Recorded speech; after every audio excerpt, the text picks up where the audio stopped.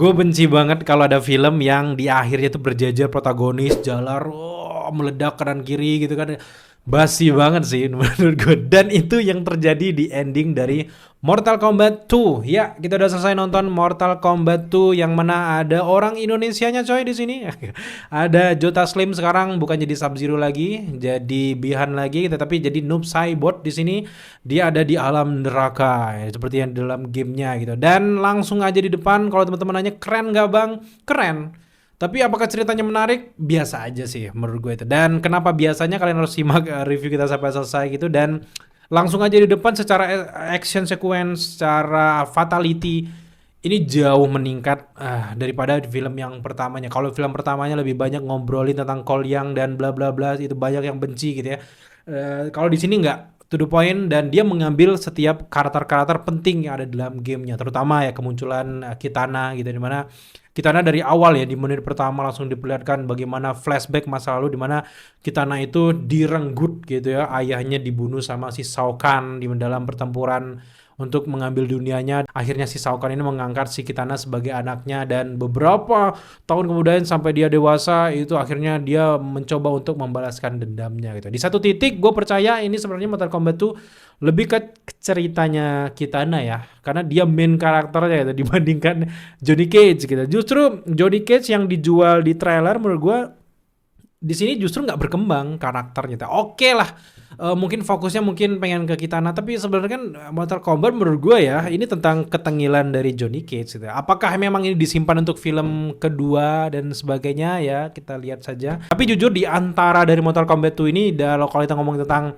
adegan action ya, yang paling epic sih menurut gue adegan antara Kung Lao sama Liu Kang ya, dimana si Kung Lao hidup lagi gitu ya. Ya mungkin secara keseluruhan review ini juga mengandung sedikit banyaknya spoiler karena kita nggak bisa ya review tanpa spoiler juga di sini karena ada juga di trailer sebenarnya. Tapi kalau teman-teman mau stop dulu. Tapi kita lanjut aja. Di sini di film ini diceritakan dari awal bagaimana keadaan dari Outrealm itu gimana, benar-benar harus mencari jagoan-jagoan mereka. Di antara itu di satu sisi Shao Kahn juga udah banyak menang, tinggal dia pengen di titik ini dia pengen merebut bumi, dia pengen mengambil sumber daya bumi, mengambil budak-budak di bumi juga gitu, dan dia pengen menguasai itu. Tapi Lord Raiden ya mengumpulkan banyak orang dan sampai di satu titik kita akan bertemu dengan Johnny Cage yang di sini diceritakan dia bukan di masa-masa prime time ataupun masa mudanya, tapi justru dia diceritakan dia udah nggak laku lagi, dia duduk di stand Comic Con kayak gitu nggak laku gitu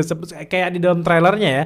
Dan akhirnya didatangi sama Lord Raiden sama Sonya Blade gitu, dan di sini kita melihat bagaimana pertemuan antara Johnny Cage dan juga Sonya Blade untuk pertama kalinya kan. Dan akhirnya di sini satu titik Johnny Cage awalnya menolak, tapi tiba-tiba dia ngelihat ini nggak masuk ke akal, tapi akhirnya dia ngelihat bahwa dunia ini ternyata benar-benar terancam gitu, dan akhirnya dia mau ikut dan terjadi kejelasan kayak di dalam game sih, karena emang yang lainnya punya ilmu udah di tahap level 10, dia baru level 1 gitu, dan dia cuma bisa berantem martial art kayak gitu dan juga mengandalkan bakat actingnya gitu, karena ketika dia berantem dia harus acting sebagai jagoan, makanya dia bisa menang. Dan gue ingat banget di sini yang menarik adalah pertemuan antara Baraka sama Johnny Cage ya. Itu pertarungan terlucu sepanjang film menurut gue, jadi gue cukup suka sebenarnya, dan akhirnya bikin Baraka juga bener-bener amazed sama Johnny Cage gitu. Sebenarnya ada lucu-lucunya, tapi jujur di sini di luar ekspektasi gue ya. Karl Urban sebagai Johnny Cage awalnya gue kayak meh banget gitu kan, nggak menolak banget, apaan sih. Ternyata di sini diambil latarnya ya sesuai dengan gambaran wajah aktornya yang agak menua kayak gitu, dan dia kayak buangan kayak gitu dan udah hopeless banget hidupnya. Dan ternyata Karl Urban nggak jelek-jelek amat memerankan Johnny Cage. Kalau kurang centil iya, karena emang kita tahu sendiri Johnny Cage di film-film sebelumnya di tahun 95 juga centil ya gitu ya, dapat playboy-nya dapat gitu. Sedangkan yang ini lebih dewasa aja gitu. Tapi gue suka celetukan-celetukan modern menyandingkan gitu, dimana menyambungkan project-project Warner Bros lainnya gitu. Disebutkan banyak ya film-film, salah satunya juga disebutin Squid Game lah kayak gitu. Dan menarik, itu yang bikin suasana Mortal Kombat jadi modern mengikuti perkembangan zaman ya, dibandingkan dia harus bener-bener kayak plek-ketiplek di dalam game, enggak gitu. Tapi kalau ngomongin tentang game, fatality-nya, get over here-nya dapet gitu, scoring-nya gitu. Meskipun memang kita ngomongin tentang scoring, soundtrack-nya enggak yang memorable banget gitu. Sampai sekarang pun kita enggak ingat apa soundtrack Mortal Kombat apa? Mortal Kombat tuh padahal baru beberapa hari gue nonton hilang aja kayak gitu. Dan lagi-lagi di sini sebenarnya karakter-karakter lama balik lagi termasuk juga Cole Young. Ini gue kasihan sih sama Cole Young ya, dimana Cole Young itu sebenarnya overhead ya. Kalau teman-teman pikir lagi, nonton lagi Mortal Kombat yang pertama sekarang, kita lihat lagi nasibnya di Mortal Kombat yang kedua, Cole Young tuh overhead parah. Kalau teman-teman udah nonton Mortal Kombat tuh, kalau kalian lihat karakter Cole Young ini bener-bener kayak karakter sampingan biasa aja, kayak karakter pendukung aja, figuran biasa, karena udah ngomong bentar, ya, kayak nggak ada dampak aja di Mortal Kombat yang pertama. Oke, gue ngerti bahwa di satu sisi para gamer juga benci dengan karakter baru ini kan, tapi kalau kita pikir development karakternya di film pertama yang jadi main karakter keturunan Scorpion bla bla bla bla bla bla, di sini langsung ya, gue boleh sebutin gak sih? Boleh gak sih? Di sini langsung ya kayak gitu aja ya. Mau teman-teman yang udah nonton paham ya. Gitu doang kayak gitu. Gue berharap dia ikut lah, ada beberapa pertarungan kayak gitu, dia langsung saukan. Gue mikir juga gitu. Nah, ngomongin ya, tentang cerita dari film ini, sebenarnya kehadiran dari karakter Quan Chi juga cukup menarik karena bikin film ini jadi bener-bener game center banget lah gitu, karena emang nggak ada yang benar-benar mati di dunia Mortal Kombat ini, yang mati bisa hidup lagi ya kayak di dalam gamenya gitu. Dan di sini Quan Chi menghidupkan Kano. Kano tuh jujur menurut gue ini scene stealer sih menurut gue, dia jadi karakter. Kalau nggak ada Kano, gue nggak ngerti sekaku apa Mortal Kombat ya. Karena emang jujur dengan kehadiran dari Kano jadi bikin film ini menarik. Karena dengan gue merasa Kano aktingnya kayak improvisasi semua aja. Jadi enak banget ngelihat Kano di sini. Meskipun memang cyber matanya tuh belum yang bener-bener game akurat, tapi udah lumayan menarik untuk menurut gue di sini dengan mata yang dibikin sama kuanci-kuanci itu. Terlebih lagi memang film ini kayak ditahan ya. Emang beberapa kelebihan-kelebihannya di action gue suka. Tapi memang cutscene-nya, pacing-nya tuh cepet banget. Yang bikin penonton awam yang nggak terlalu mainin gamenya tapi tahu karakternya itu kelelahan kadang di satu titik. Tapi emang ada di situ titik juga di Act 2 ataupun di babak kedua itu, meskipun pacing-nya cepet, kayak ceritanya kita merasa agak lambat gitu ya. Di satu sisi ya, di arena pertarungan gue cukup menarik, tapi memang beberapa green screen gue merasa tetap kelihatan agak kasar kayak gitu. Dan ya seperti halnya film Mortal Kombat yang pertama ya, mereka nggak yang menduga sesukses itu tiba-tiba bikin yang kedua gitu. Dan di awalnya kan mereka bikin budget green screen, VFX dan juga sebagainya mungkin dikit kan, ternyata diulangin lagi di film kedua. Itu gue kesel juga sih, karena emang green screennya kelihatan banget. Kadang mereka masuk ke dunia di Earthrealm-nya tuh kayak kayak gini doang gitu, pindah-pindah kayak menghilangnya tuh gimana ya, kasar banget gitu. Di satu sisi gue suka actionnya, dimana actionnya tuh benar-benar ditonjolkan jadi nilai utama lah, fatality-nya juga gitu lah, nggak usah dipertanyakan lagi.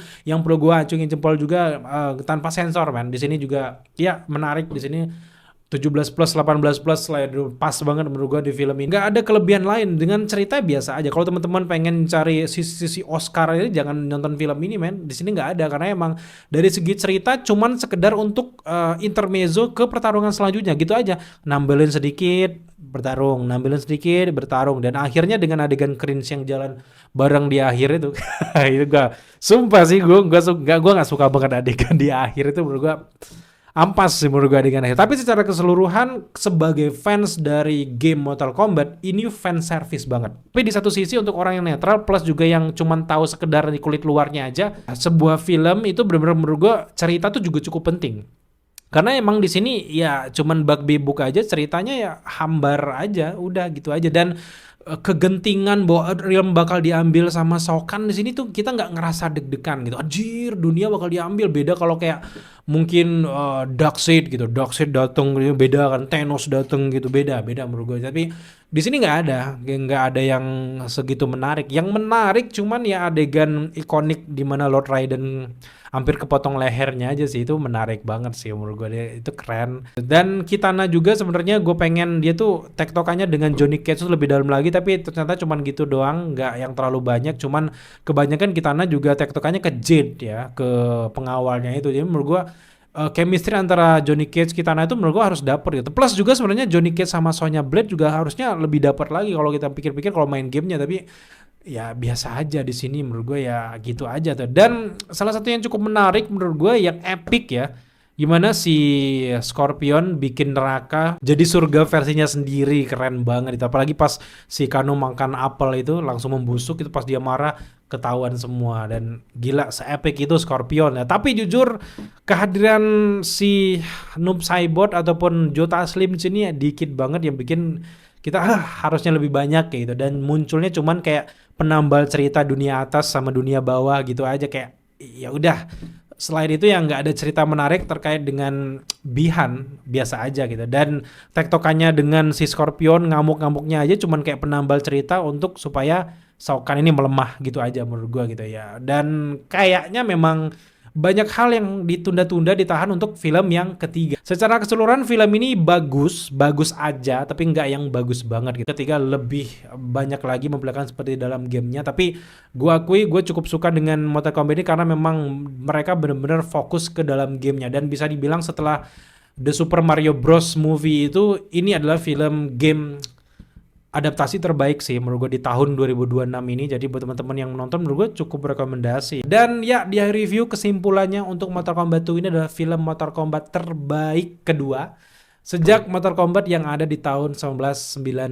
Jadi cukup worth it untuk ditonton menurut gue. Jadi buat teman-teman pengen nonton silakan tonton, dan gue juga nonton di IMAX menggelegar sih. Di review memberikan skor untuk Mortal Kombat ini ada di angka 7/10. Next gue berharap bahwa ceritanya aja lebih tebel lagi yang ada di Mortal Kombat yang ketiga.